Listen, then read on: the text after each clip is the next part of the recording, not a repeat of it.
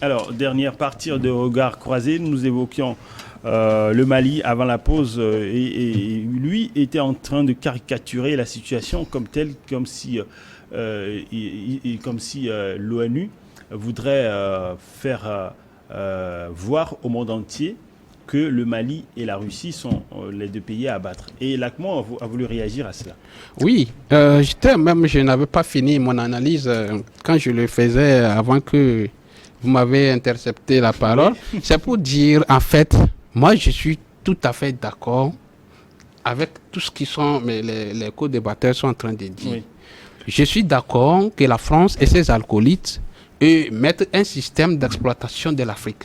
Moi, je suis très d'accord pour ça, en faisant croire qu'on vient pour assurer notre sécurité.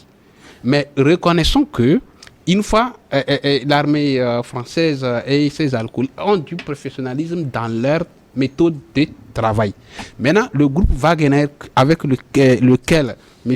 Goïta a signé des accords, ne maîtrise pas, non, rien de professionnalisme. Et cela s'est démontré en RDC. C'est-à-dire que c'est un groupe d'individus, c'est vrai, quand vous parlez de professionnalisme, le maniement d'armes, ils en ont, mais comment faire la séparation des choses avec le côté civil, il manque de professionnalisme. Nous avons suivi des documentaires en RDC où ils ont violé ils ont violé des groupes d'ethnies, ils ont bombardé des villages là, oui, soit disant qu'ils sont des groupes rebelles, mais en réalité c'est rien. Et les rapports ont été produits, même avec des ONG à l'intérieur de la Centrafrique. C'est pourquoi j'ai dit, moi je ne suis pas en train de dire le rapport de l'ONU est idem, ça se doit, mais le système de fonctionnement de Wagner et la non-maîtrise du territoire par le gouvernement du Mali, moi, laisse à justifier ce rapport. Maintenant, si nous devons... Les seules personnes... Maintenant c'est l'ONU qui a maîtrisé le territoire. D'ailleurs, même le gouvernement Goïta ne maîtrise pas tous les territoires maliens. C'est l'ONU qui maîtrise. Mais le Mali... C'est l'ONU qui a maîtrisé le territoire. Il y a le système des Nations Unies au Mali qui envoie des rapports qui sont aussi dans le nord. Est-ce que tu crois que Goïta n'a pas des représentants dans le pays où ils ne peuvent pas aller? Non, là, l'autre chose, oui, c'est qu'il y a, nous reconnaissons, il y a eu 2 coups d'État successifs. Il y a eu, même le rapport ne blâme pas aussi les groupes djihadistes qui tuent et égorgent les civils chaque jour au Mali. Vous pensez que le gouvernement de Goïta, ce qui s'est fait après Kati, c'est-à-dire que dans le nord, vers Tombouctou et autres frontaliers avec l'Algérie, les civils qui sont exécutés là-bas tous les jours, mais je ne suis pas sûr que le gouvernement de Assimi Goïta fait les décomptes. Maintenant, quand vous n'avez pas la maîtrise de votre territoire et que vous travaillez avec un groupe qui n'a pas de professionnalisme, mais qu'est-ce qui peut justifier? Qu'est-ce que tu mets dans le professionnalisme là? Pourtant, tu viens de jeter les fleurs au groupe Wagner. Maintenant, le manque de professionnalisme dont tu parles, ça provient de qui? C'est quoi? Au groupe Wagner. Alors, je pense que Lacmon, ici, en résumé, je pense qu'il essaie de dire que avec les groupes composés des forces occidentales, notamment la France, on fait avec les civils et on ne s'attaque pas aux civils, alors que c'est le contraire avec le groupe Wagner. Oh, voilà. Oui.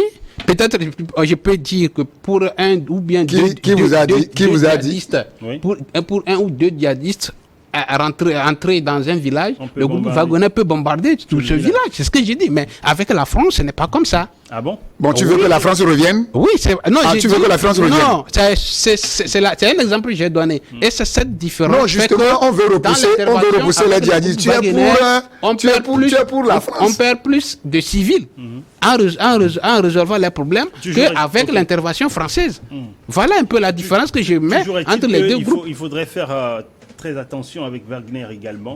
Et je ne pense pas que l'expérience, comme je l'avais dit, malheureuse. On n'est pas sans savoir. Wagner n'est pas aussi venu pour le Mali, pour servir le Mali gratuitement. Non, là, c'est un autre débat. Le Mali a fait appel quand mes amis disent la France et ses alliés ont tout donné, actuellement, quelle est la solution que le gouvernement C'est qu'il faut dire à Lacmon. Monsieur Lacmon. Quelle est la solution idéale que le gouvernement Monsieur Lacmon, déshabiller Pierre, aller habiller Paul. Ce n'est pas encore un problème. Ça dit que le Mali est en droit de diversifier. Le Mali est en droit de diversifier. Je ne vois même pas à une nouveauté. Au service. Donc tu veux que la France reste, non?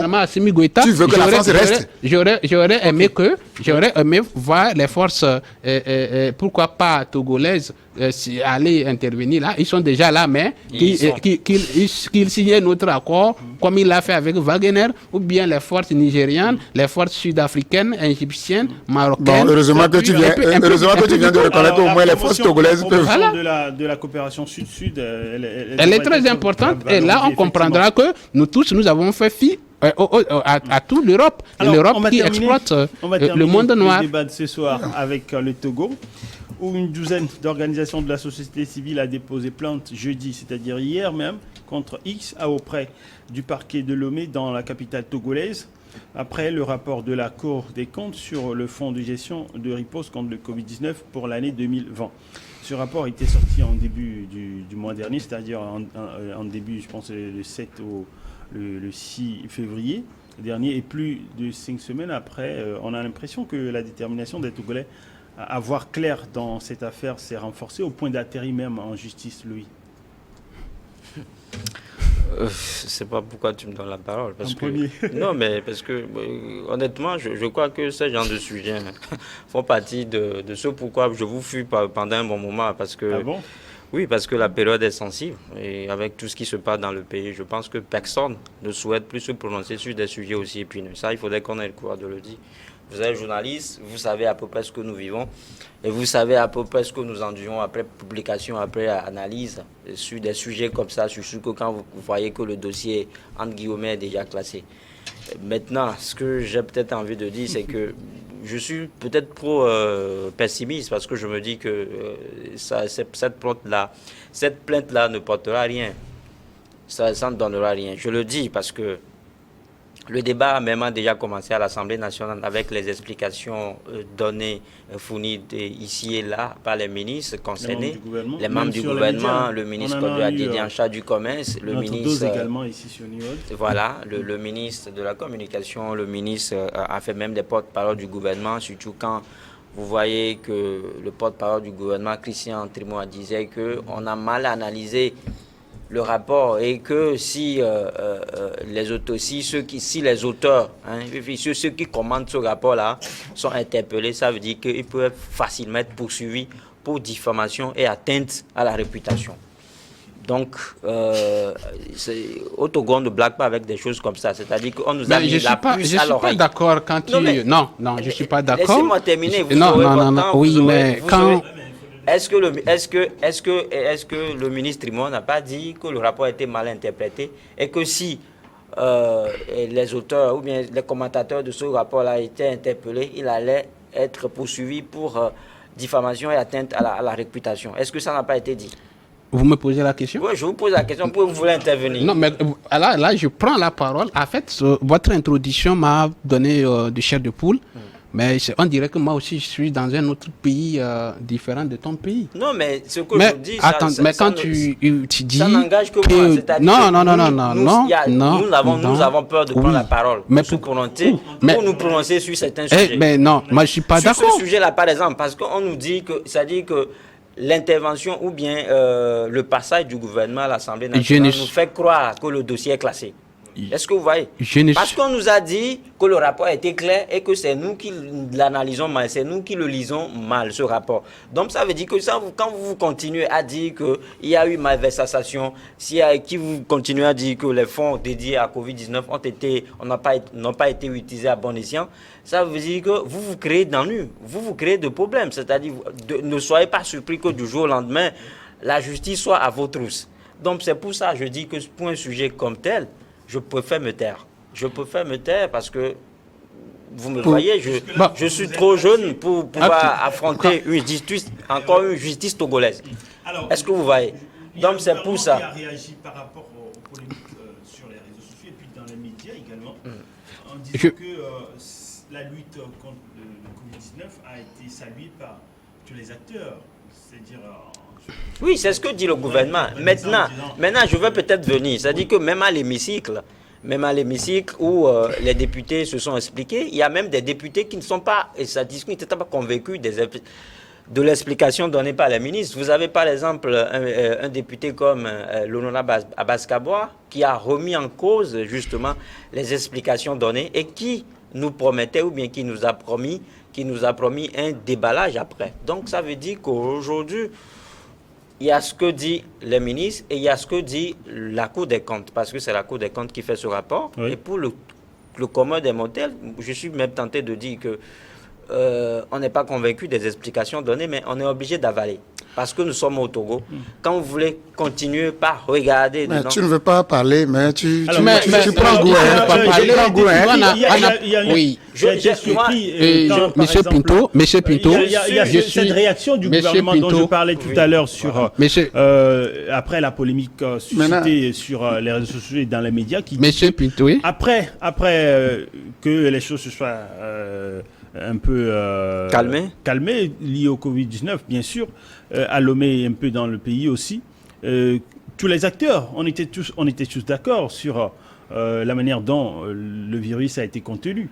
Et le gouvernement l'a dit, tous les acteurs ont applaudi en réalité. Oui, on a applaudi parce qu'on a écouté le gouvernement de l'Assemblée nationale qui a dit que l'essentiel c'était de sauver des vies. Oui. Et on a vu le reste importe. C'est important, c'est-à-dire qu'on sauve les vies, même s'il y a eu des versations financières, on ferme les yeux là-dessus. Et c'est là où je voudrais en venir. On a l'impression que la population même était d'accord sur le fait que Monsieur Pinto, vous vous adressez trop aux journalistes. Nous sommes là. Il dit qu'il ne veut pas. Il dit c'est comme vous. Conduire l'émission. Il a été clair. Il a dit. Je pose la question, monsieur. Maintenant, ça me donne l'envie de lui prendre la parole. Vous aurez la parole. Je pose les questions parce que j'estime que ces questions sont posées dans la population. Les gens ont envie de savoir. Qu'est-ce que vous voulez que lui dise quand il dit qu'il ne veut pas parler? Monsieur Bonenfant, laissez-moi parler, laissez-moi diriger l'émission. Vous voulez? Il a dit que quand il veut expliquer les choses, il a peur d'expliquer les choses. Un terme, si vous voulez. Mais c'est un confrère. Monsieur Agbovi, est-ce que allons-y. Alors, la population aujourd'hui, on est un peu surpris de voir que la population réagit comme ça. Parce que, comme l'a dit le rapport du gouvernement, on était tous d'accord. On a l'impression que tout le monde était content du fait que le virus a été contenu. Et après, maintenant, on est tous debout pour dire que la manière dont ça a été contenu n'est pas bonne. Je vous dis que le taux de mortalité de Covid-19 au Togo, c'est 0,02% de mortalité. C'est-à-dire comparativement au paludisme et aux certaines maladies non transmissibles, c'est le jour et la nuit. Ça veut dire qu'en réalité, on ne devrait pas s'inquiéter. On ne devrait pas s'inquiéter de la Covid-19. Et célébrer donc le fait que... Mais fort heureusement, on a eu... Cette maladie nous a fait mobiliser plus de 400 milliards de francs parce que c'est l'argent que le chef de l'État a injecté dans la balance pour justement gérer la maladie. Et derrière, on a vu la gestion qui en est faite. C'est ce qui a fait la Cour des comptes qui a fait sortir ce rapport. Et à un moment donné, on nous dit que ce que dit la Cour des comptes, on n'a pas compris le rapport. C'est pour ça que je dis que pour être en paix, et pour pouvoir rester en paix avec sa famille, nous sommes au Togo. Ça dit que ce sujet-là, ne débattons plus de ça. Je suis désolé, mais je vais devoir donner la parole. Voilà, donc donner la parole à ceux qui veulent parler, ceux qui veulent peut-être contredire. Non, je pense que je pense que M. Pinto aurait un accord. Je voudrais être clair.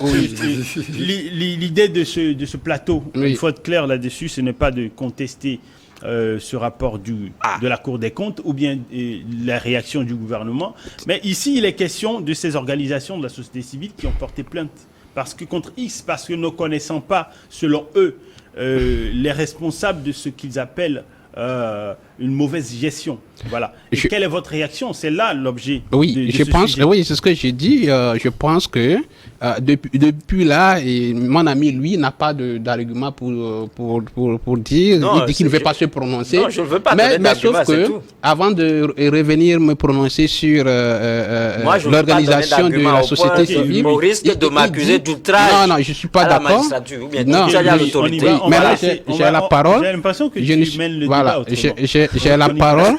Je ne suis pas d'accord quand il dit qu'il n'a pas la liberté, il n'a pas ceci, mais on dirait, moi, je suis dans un autre pays, que lui est différent que lui. Pourquoi il peut dire qu'on persécute les gens et sur des sujets comme ça? Mais ça, c'est dommage. C'est dommage. J'ai jamais dit qu'on persécute des sujets. Donc, je pense que... Il n'a pas dit ça. Je n'ai jamais dit qu'on persécute des sujets. Il n'a pas dit ça. Vous savez, je voudrais rappeler quand même à l'ACMO que la liberté d'opinion c'est mon entendement. J'ai la parole bien. Si quelqu'un ne veut pas se prononcer sur un fait, on ne va pas... l'obliger. Oui, maintenant, ça j'aurai la parole là. Non, ça aussi, lui a dit que pour des fins qui lui sont propres, voilà ce qu'il peut dire sur ça. Bon enfant, il n'y a pas de problème. Vous m'avez coupé la parole. Maintenant que l'ACMO se croit dans un autre pays que l'autre, c'est son problème. Voilà. Oui, ça aussi, c'est ton problème. Parce qu'il a une opinion et l'autre en demande. Donc, les deux peuvent ne même pas être dans le même pays, s'ils le conçoivent comme ça. Mais le jeune frère journaliste a dit qu'il ne veut pas rentrer dans le tréfonds de cette affaire. Il a donné. Vous avez demandé pourquoi. Il a dit qu'il ne veut pas continuer pour être ce que vous savez, non? Voilà. Alors, vous voyez que je pense que les gens vont trop à la diversion. Vous savez, quand on est en train de... Pourquoi tu crois qu'on va à la diversion quand... Moi, j'ai la parole. Non, je ne vais pas à la diversion. La diversion, c'est quoi? Il faut me laisser... La diversion, c'est quoi? Quand tu dis quelque chose, tu es en train de divertir. Ton tour va venir. Non, il ne peut pas aller jusque-là. Que nous faisons la diversion, non.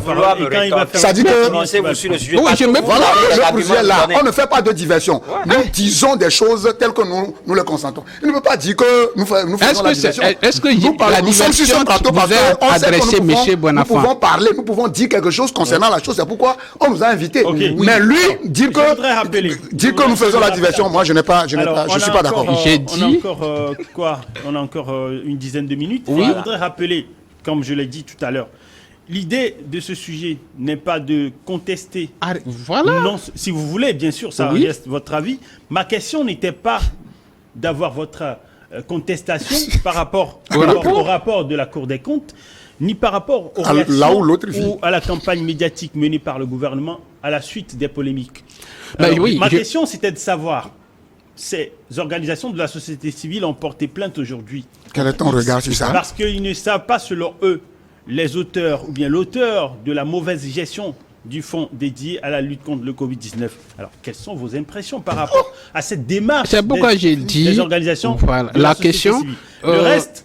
je pense qu'on est en train de déraper là. C'est ça qui est la diversion même. La question est simple là. Là, j'ai dit, il ne faut pas que les gens jouent à la diversion parce que quand on pose un sujet sur lequel il faut se prononcer et quand soit on a des arguments pour aller... Vous êtes en train de déraper. Mais non, je ne dérape pas. Je reprends la chose. Je pose la question. Donne-moi la parole. On est trois sur le plateau. On est trois. Qu'est-ce que vous pensez de la Alors, vous allez avoir... C'est ça. Alors, M. Lacmont, vous dérapez encore. Moi, je ne dérape pas. Non, pas du tout. Je vais m'énerver et j'arrache la parole. Les réactions quand je parle, je pense que nous devons... Je pose la question par rapport à cette procédure. Oui. Parce que ma question était de savoir ce rapport après des semaines.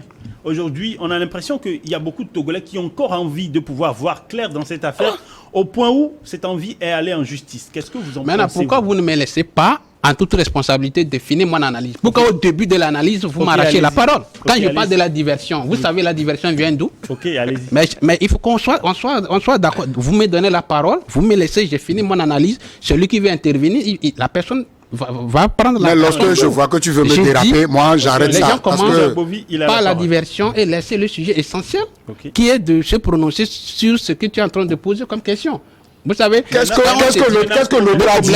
Ça prête à une diversion. Je commence le problème, le sujet. Chez nous, on dit, quand tu t'apprêtes à tisser la tête d'une pintade qui n'a pas de cheveux, c'est ce que ça donne. Vous voyez, c'est un rapport qui a été fourni, qui a été justifié à l'Assemblée nationale par les ministres. Et en fait, le rapport, la Cour de compte stipule qu'il y a question de forme.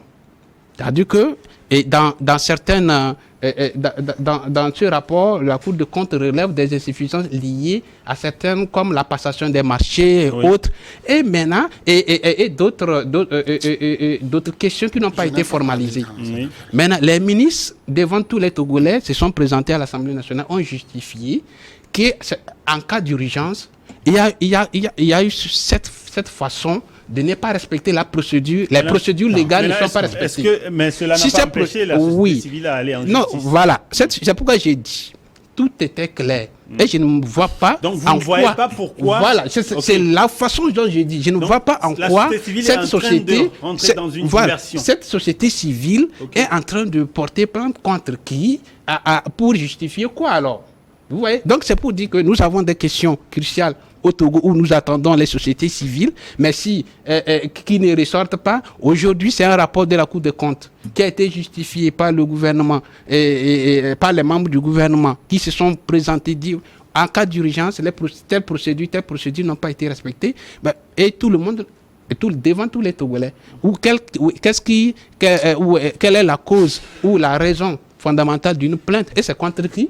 Voilà la question, contre qui cette société civile va porter plainte? Tout le gouvernement, ou c'est contre un tel ministre, ou bien un seul ministre, tel ministre. La procédure montre en tout cas qu'ils ne savent pas l'auteur contre lequel, ou bien la personne non, contre laquelle la procédure montre que je voudrais terminer, oui. si vous permettez. La procédure montre qu'ils ne savent pas la personne contre laquelle ils sont en train d'aller en justice. Oui. Je pense que la société civile... J'ai envie de vous demander, est-ce que vous pensez que parce que le gouvernement a fait cette campagne médiatique pour s'exprimer là-dessus, sur ce rapport de la Cour des comptes, la société civile n'avait pas le droit d'aller en justice? Est-ce que la justice n'a pas... On ne pourrait pas faire recours à la justice pour se prononcer? Après tout, on devrait faire confiance à la justice. Pourquoi pas? Intenter une action en justice ne veut pas dire que tu as gagné le procès. D'office. Vous comprenez? C'est ça même notre droit. C'est notre droit. C'est le droit à quelqu'un qui ne comprend pas ce que tu m'expliques d'aller devant une juridiction. C'est-à-dire que la justice est la mère du Togo. Vous comprenez? Quand ça ne va pas bien, c'est là-bas on va pour gérer les trucs par rapport aux tests qui régissent le pays. Est-ce que vous comprenez? Donc je ne vois pas en mal une société civile qui intente, c'est-à-dire X sont en justice, ici, X là, c'est quoi? C'est les gens qui sont impliqués dans la gestion. Donc, moi, par exemple, là où je suis, moi, on n'a pas de nom. Moi, par exemple, ici, est-ce qu'on m'a confié un fonds dans la gestion de Covid? Je ne suis pas dans X là. Mais vous voyez, les gens qui ont été interpellés, les gens qui ont été interpellés pour venir parler du fonds qu'on t'a donné dans la gestion de la Covid, c'est eux qui seront devant. Mais aujourd'hui, je ne m'exprime pas en faux contre le fait qu'une société civile ou bien un citoyen togolais porte l'affaire là parce que je n'ai pas compris ceci. Vous savez, il faut que les choses soient un peu claires. Je suis en train d'analyser le fait pour dire que c'était une erreur plutôt de demander à la Cour de publier ce rapport. Mais pourquoi? Pardon? Oui, mais pourquoi? Parce qu'il y a des rapports qui ne se publiaient pas. Okay. Il y a des rapports qui ne se publiaient pas. Oui. Et quand tu fais des investigations, tu trouves avec ce que tu veux. Maintenant, quand on a permis à ce que ce rapport-là soit publié, ça veut dire que moi, j'étais ici, à chaque fois sur ce plateau, j'ai loué la bonne foi du président de la République de permettre à ce que, il n'y a pas de problème de tabou interprété. Il sait déjà que quand on va rendre public ce rapport, il y aura de ces choses-là. Il sait. Maintenant, c'est clair. La société civile, après avoir, quel que soit ce que les ministres ont dit à l'hémicycle, pour se défendre, la société civile a le droit. Ils ne sont pas convaincus. Okay. Et n'étant pas convaincus, ils ne vont pas aller prendre le président de la République. Ils ne peuvent pas voir le ministre à qui on a confié des fonds qui n'a pas été peut-être bien géré. Ils ne peuvent pas les voir dans la rue pour les intercepter. Maintenant, c'est quoi? Le dernier report, la procédure normale, c'est d'aller à la justice. Donc aujourd'hui, j'ai dit que j'apporte un problème à la justice ne veut pas dire que j'ai fait quoi? J'ai gagné le procès. Okay. Maintenant, quitte à la justice de savoir qui on peut mettre dans X là, contre qui, et il va discuter, les deux vont comparaître devant pour que l'autre aussi prenne ces choses-là. Mais le problème, c'est quoi? lorsque la Cour des comptes dit qu'il y a des irrégularités, il ne faut pas qu'on nous dise qu'on a mal interprété. Irrégularité, tout le monde comprend français. Quand il y a irrégularité, ça veut dire que quelque chose n'a pas marché. Qu'on vicie les choses, on voit les choses en disant que c'est un problème de forme. C'est un problème de forme. Le fond est juste. C'est un problème de forme. Vous savez, j'ai écouté l'intervention de, je crois, c'est le porte-parole de la société civile. Hein. Il a dit que même s'il s'agit d'une urgence sanitaire, ça ne donnerait pas l'opportunité aux gens de faire des commandes à des personnes qui n'ont pas de carte d'économie. Donc ils ont le droit. Ils ont le droit. Ils ont le droit. Tout à l'heure, tu ne prends plus la parole. Ils ont le droit. Mais si vous avez une question. Oui, bien sûr. En quelques secondes, ces irrégularités, ça devrait tout de même donner l'opportunité au gouvernement de pouvoir aviser prochainement. Oui, mais, en cas d'urgence. Oui, ça veut dire que peu importe ce qu'on nous dit aujourd'hui... pour ne plus rentrer dans des irrégularités. Ouais, ça veut dire que ce sont des signaux.